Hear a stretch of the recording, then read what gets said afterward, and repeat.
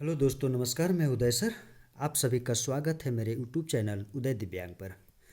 दोस्तों, मैं पिछले वीडियो में अपवर्त और अपवर्तक मैंने बताया। आज मैं आपको उससे आगे समापवर्त, सम संख्याएं तथा विषम संख्याएं बताने का प्रयास करता हूं। चलो सीखते हैं। याद रखें, क्या याद रखना है? किसी संख्या का अपवर्त मतलब कि गुणज क्या होता है? संख्या गुने गिनती की संख्या को कहते हैं। कोई संख्या ले लेंगे 5, गिनती संख्या 1, 2, 3, 4, 5, यानी 5 को 1 से गुना करेंगे 5, 5 के 2 से गुना करेंगे 10। ये क्या आ गया? 5 और 10 किसी संख्या का अपवर्त आया, यानी गुणज आया।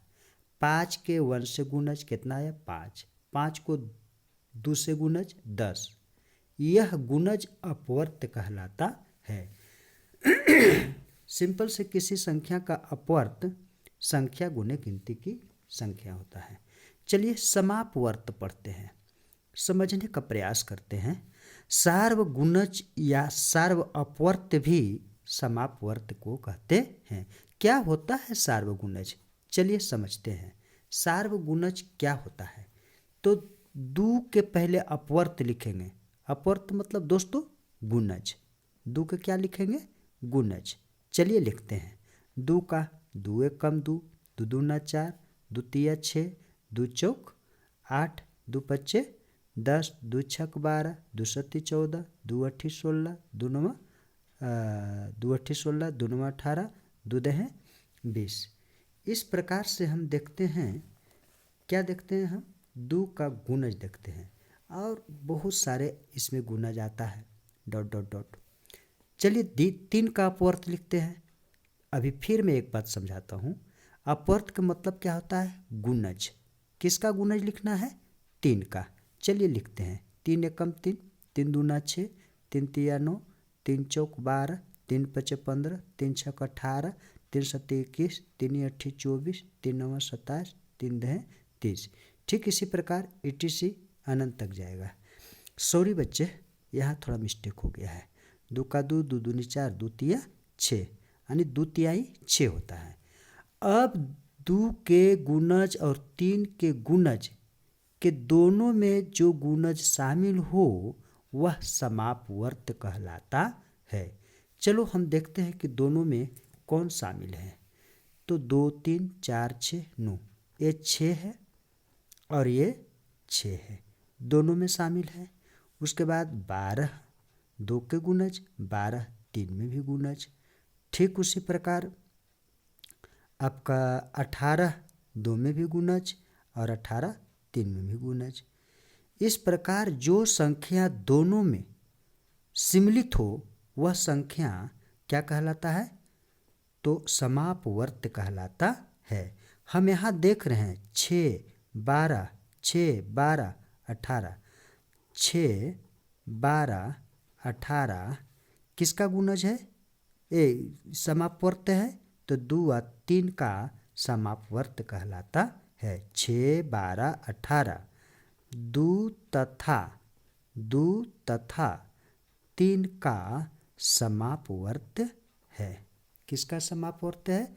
2 तथा 3 का समापवर्त है। चलो समापवर्त समझ गए होंगे।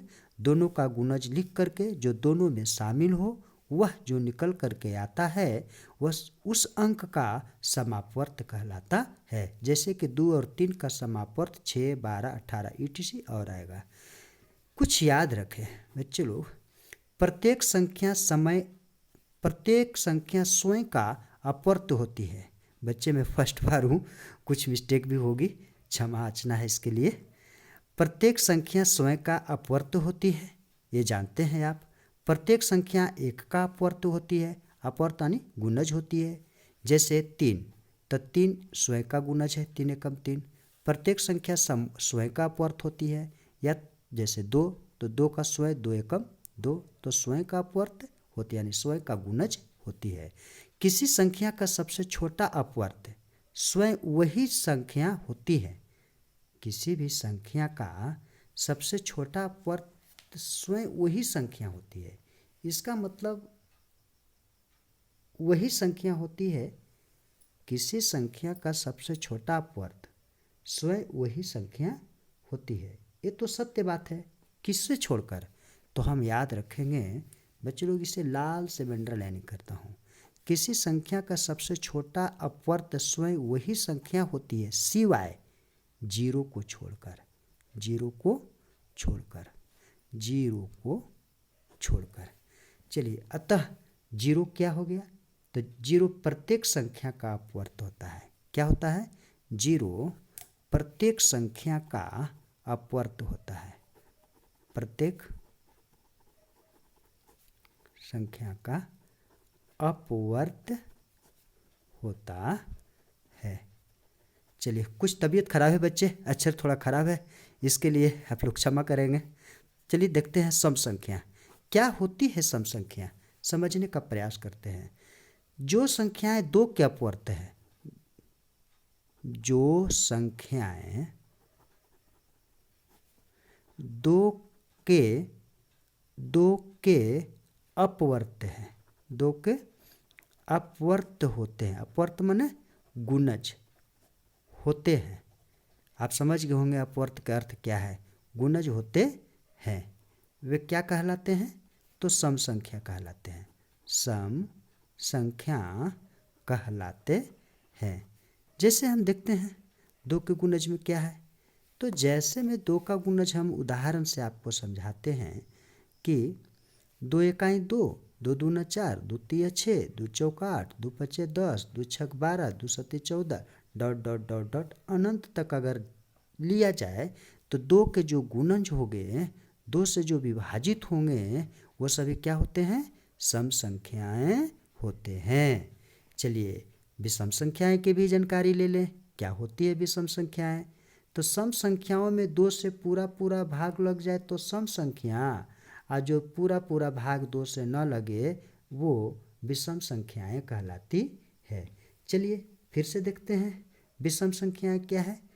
वैसी संख्या, वैसे संख्या जो दो से पूरा पूरा भाग नहीं लगता है, नहीं लगता है, या तो नहीं लगे तो वह क्या कहलाती है, तो वह सम संख्याएं कहलाती है। चलिए बच्चे उदाहरण देते हैं। कौन वैसी संख्या है जिसे हम दो से भाग नहीं दे सकते हैं। जैसे आपका हो गया 3 हो गया, 5 हो गया, 7 हो गया। ठीक उसी प्रकार आप 11 ले सकते हैं, 13 ले सकते हैं। इस प्रकार से ये सभी संख्याएं क्या कहलाते हैं, विषम संख्याएं। तो आप अच्छी तरह से समझ गए होंगे, जो दो से पूरा पूरी भाग लग जाए या तो दो का पूरा पूरी गुणज हो जाए तो वह सम संख्याएं कहलाती है, और जो दो से भाग न लगे वह विषम संख्याएं कहलाती है। चलिए थोड़ा सा और याद रखें बच्चों, सबसे छोटी सम संख्या, हमें क्या जानकारी लेना है, सबसे छोटी सम संख्या। तो सबसे छोटी सम संख्या पूछा जाए तो वह क्या होता है, सबसे छोटी सम संख्या जीरो। सबसे छोटी सम संख्या क्या होता है, जीरो। तथा सबसे छोटी विषम संख्या क्या होता है, तो एक होता है। क्या होता है, एक होता है। याद रखेंगे बच्चे, सबसे छोटी सम संख्या जीरो तथा सबसे छोटी विषम संख्या एक होती है, तथा जीरो एक परिमेय संख्या भी होती है। क्यों, क्योंकि जीरो को हम क्या लिख सकते हैं, 0/1 यानी P/Q के रूप में, जहाँ क्या होता है, Q does not equal to 0। इसे तो मैं परिमेय और अपरिमेय समझाऊंगा, तो मैं अच्छी तरह से आपको समझाने का प्रयास करूंगा। मैं यह बेसिक जो मैथ डाल रहा हूँ बच्चे, ये आपके लिए है। मुझे पूरा उम्मीद है कि आप 100% सही से समझे होंगे, और इसके लिए मुझे बहुत प्यार देंगे आप लोग।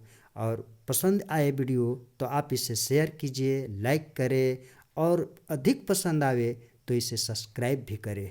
इसके लिए बच्चे मैं आपसे आपका इंतज़ार में रहूँगा, सब्सक्राइब का और शेयर का। चलिए, जय हिंद, जय भारत।